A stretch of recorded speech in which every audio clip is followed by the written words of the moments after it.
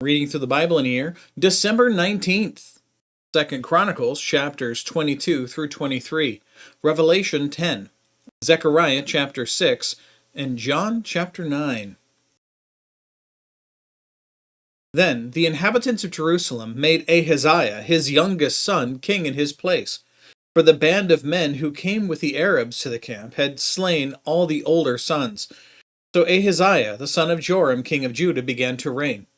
Ahaziah was 22 years old when he became king, and he reigned 1 year in Jerusalem. His mother's name was Athaliah, the granddaughter of Omri. And he walked in the ways of the house of Ahab, for his mother was his counselor to do wickedly. He did evil in the sight of Yahweh, like the house of Ahab, for they were his counselors after the death of his father, to his destruction. He also walked according to their counsel, and went with Joram, the son of Ahab, king of Israel, to wage war against Hazael, king of Aram, at Ramoth Gilead. But the Arameans wounded Joram. So he returned to be healed in Jezreel of the wounds which they had inflicted on him at Ramah, when he fought against Hazael, king of Aram, and Ahaziah, the son of Joram, king of Judah, when went down to see Joram, the son of Ahab, in Jezreel, because he was sick. Now, the destruction of Ahaziah was from God, in that he went to Joram. For when he came, he went out with Joram against Jehu the son of Nimshi, whom Yahweh had anointed to cut off the house of Ahab. It came about that when Jehu was executing judgment on the house of Ahab, he found the princes of Judah and the sons of Ahaziah's brothers ministering to Ahaziah, and slew them. He also saw Ahaziah, and they caught him while he was hiding in Samaria, and they brought him to Jehu, put him to death, and buried him. For they said, he is the son of Jehoshaphat, who sought Yahweh with all his heart. So there was no one of the house of Ahaziah to retain the power of the kingdom. Now, when Athaliah, the mother of Ahaziah, saw that her son was dead, she rose and destroyed all the royal offspring of the house of Judah. But Jehoshabeath, the king's daughter, took Joash, the son of Ahaziah, and stole him from among the king's sons who were being put to death, and placed him and his nurse in the bedroom. So Jehoshabeath, the daughter of King Joram, the wife of Jehoiada the priest, for she was the sister of Ahaziah, hid him from Athaliah so that she would not put him to death. He was hidden from them in the house of God 6 years, while Athaliah reigned over the land.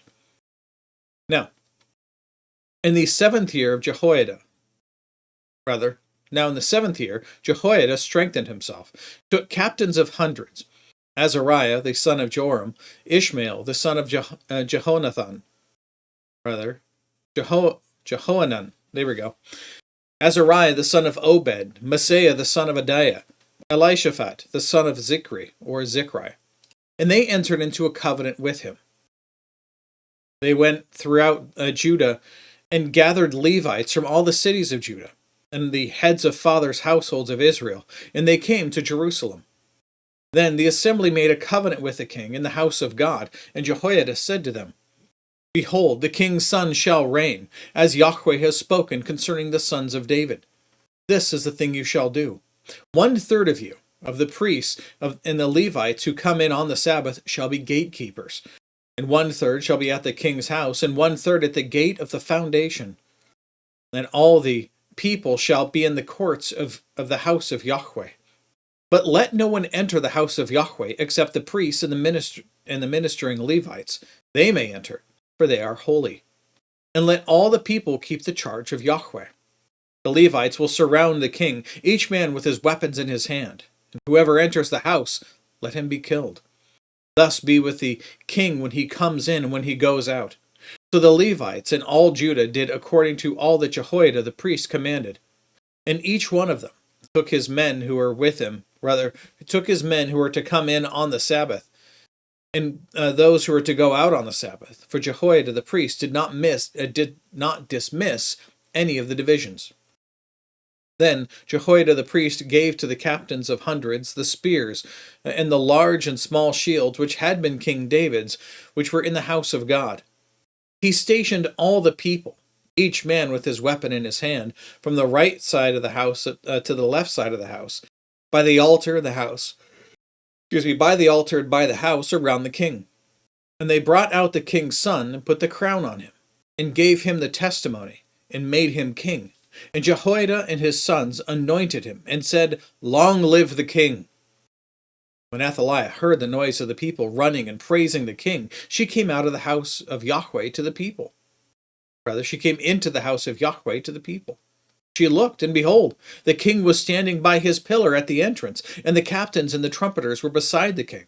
And all the people of the land rejoiced and blew trumpets, the singers with their musical instruments leading the praise. Then Athaliah tore her clothing, and said, Treason, treason! Jehoiada the priest brought out the captains of hundreds who were appointed over the army, and said to them, Bring her out between the ranks. Whoever follows her, put to death with the sword. For the priest said, Let her not be put to death in the house of Yahweh. So they seized her, and when she arrived at the entrance of the horse gate of the king's house, they put her to death there. Then Jehoiada made a covenant between himself and all the people and the king, that they would be Yahweh's people. And all the people went to the house of Baal and tore it down, and they broke in pieces his pillars and his images, and they killed Matan, the priest of Baal, before the altars. Moreover, Jehoiada placed officers of the house of Yahweh under the authority of the Levitical priests, whom David had assigned over the house of Yahweh, to offer burnt offerings of Yahweh, as is written in the law of Moses, with rejoicing and singing, according to the order of David. He stationed the gatekeepers in the house of Yahweh, so that no one would enter who was in any way unclean. He took the captains of hundreds, the nobles, the rulers of all the people, and all the people of the land, and brought the king down from the house of Yahweh, and came through the upper gate to the king's house, and they placed the king upon the royal throne. So all the people of the land rejoiced. The city was quiet, for they had put Athaliah to death with the sword. Revelation chapter 10.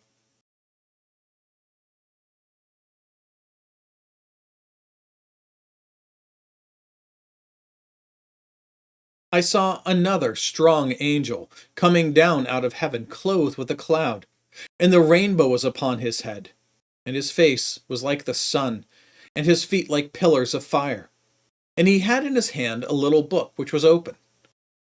He placed his right foot on the sea and his left on the land. This is symbolizing that he has authority over both. And he cried out with a loud voice, as when a lion roars. And when he had cried out, the 7 peals of thunder uttered their voices. When the 7 peals of thunder had spoken, I was about to write, and I heard a voice from heaven saying, Seal up the things which the 7 peals of thunder have spoken, and do not write them. Then the angel, whom I saw standing on the sea and on the land, lifted up his right hand to heaven, and swore by him who lives forever and ever, who created heaven and the things in it, and the earth and the things in it, and the sea and the things in it, that there will be delay no longer. But in the days of the voice of the 7th angel, which he is about, when he is about to sound, then the mystery of God is finished, as he preached to his servants, the prophets. Then the voice which I heard from heaven, I heard again speaking to me, saying, Go, take the book which is open in the hand of the angel who stands on the sea and on the land. And I took the little book out of the angel's hand, and I ate it. And in my mouth it was sweet as honey. When I had eaten it, my stomach was made bitter. And then they said to me, You must prophesy again concerning many peoples and nations and tongues and kings. Zechariah chapter 6.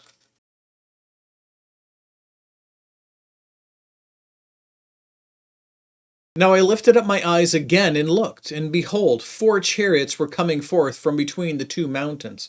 And the mountains were bronze mountains. With the first chariot were red horses, the second chariot black horses, with the third chariot white horses, and with the fourth chariot strong, dappled horses. Then I spoke and said to the angel who was speaking with me, What are these, my lord? The angel replied to me, These are the 4 spirits of heaven, going forth after standing before the Lord of all the earth. with one with one of which excuse me, with one of which the black horses are going forth to the north country, and the white ones go forth after them, while the dappled ones go forth to the south country. When the strong ones went out, they were eager to go to patrol the earth, and he said, "Go, patrol the earth." So they patrolled the earth. Then he cried out to me and spoke to me, saying, "See, those who are going to the land of the north have appeased my wrath in the land of the north." The word of Yahweh also came to me, saying, "Take an offering from the exiles, from Heldai, Tobijah, and Jediah, and you go the same day and enter the house of Josiah the son of Zephaniah, when they have arrived from Babylon, or where they have arrived from Babylon.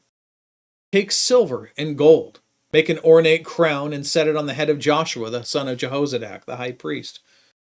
Then say to him, Thus says Yahweh of hosts, Behold, a man whose name is capital B branch, for he will branch out from where he is, and he will build the temple of Yahweh. Yes, it is he who will build the temple of Yahweh, and he who will bear the honor and sit and rule on his throne. Thus he will be a priest on his throne, and the council of peace will be between the two offices. Tons of notes in this section. Strongly recommend you pause and read them. Continuing. Verse 14 now. Now the crown will become a reminder in the temple of Yahweh to Helem, Tobijah, Jediah, and Hen, the son of Zephaniah. Those who are far off will come and will build the temple of Yahweh. Then you will know that Yahweh of hosts has sent me to you, and it will take place if you completely obey Yahweh, your God. Including today in John chapter 9.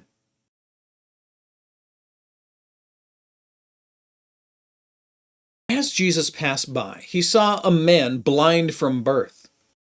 His disciples asked him, Rabbi, who sinned, this man or his parents, that he was born blind? Jesus answered, It was neither that this man sinned, nor his parents, but it was so that the works of God might be displayed in him. We must work the works of him who sent me as long as it is day. Night is coming when no one can work. While I am in the world, I am the light of the world. When he had said this, he spat on the ground and made clay of the spittle, and applied the clay to his eyes, and said to him, Go, wash in the pool of Siloam, which translated means sent. So he went away and washed and came back seeing. Therefore the neighbors and those who had previously seen him as a beggar were saying, Is not this the one who used to sit and beg? Others said that this is he. Still others were saying, No, but he is like him. He kept saying, I am the one. So they were saying to him, How then were your eyes opened? And he answered, This man who was called Jesus made clay, anointed my eyes, and said to me, Go to Siloam and wash. So I went away and washed, and I received my sight. And they said to him, Where is he? He said, I don't know. They brought to the Pharisees the man who was formerly blind. Now it was the Sabbath day when Jesus made the clay and opened his eyes. Dun, dun, dun. Then the Pharisees who were asking him, also were asking him again how he received his sight. And he said to them, He applied clay to my eyes, I washed, and I see. Therefore some of the Pharisees were saying, This man is not from God, because he does not keep the Sabbath. Others were saying, How can a man who is a sinner perform such signs? And there was division among them. So they said to the blind man again, What do you say about him, since he opened your eyes?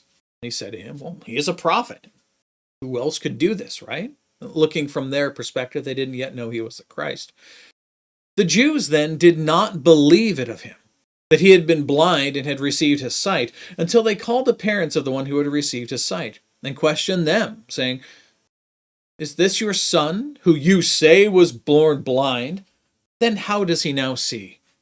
Parents answered and said, We know that this is our son, and that he was born blind, but how he now sees, we do not know, or who opened his eyes, we do not know. Ask him, he is of age, he will speak for himself. Parents said this because they were afraid of the Jews, for the Jews had already agreed that if anyone confessed Jesus to be the Christ, he was to be put out of the synagogue. For this reason his parents said, "He is of age, ask him." So a second time they called the man who had been blind and asked him, or said to him, "Give glory to God. We know that this man is a sinner." He then answered, "Whether he is a sinner, I do not know. One thing I do know, that though I was blind, now I see." So they said to him, "Well, what did he do to you? How did he open your eyes?" And he answered them, "I told you already, and you did not listen. Why do you want to hear it again? You do not want to become his disciples too, do you?" They reviled him and said, "You are his disciple, but we are disciples of Moses. We know that God has spoken to Moses, but as of this man, we do not know where he is from." The man answered and said to them, "Here is an amazing thing, that you do not know where he is from, and yet he opened my eyes. We know that God does not hear sinners, but if anyone is God-fearing and does his will, he hears him. Since the beginning of time, it has never been heard that anyone opened the eyes of a person born blind. If this man were not from God, he could do nothing." They answered him, "You were born entirely in sins, and are you teaching us?" So they put him out. Jesus heard that they had put him out. And in finding him, he said, "Do you believe in the Son of Man?" He answered, "Who is he, Lord, that I may believe in him?" And Jesus said to him, "You have both seen him, and he is the one who is talking with you." Get it? Because he opened his eyes. He was blind. Now he sees. And he said, "Lord, I believe." And he worshipped him. And Jesus said, "For judgment I came into this world, so that those who do not see may see, and so that those who see may become blind." Those of the Pharisees who were with him heard these things and said to him, "We are not blind too, are we?" And Jesus said to them, "If you were blind, you would have no sin. But since you say, 'We see,' your sin remains." That's it. That's all the reading and all of the notes for today. God willing, we'll be back tomorrow. Behold, the word of the Lord.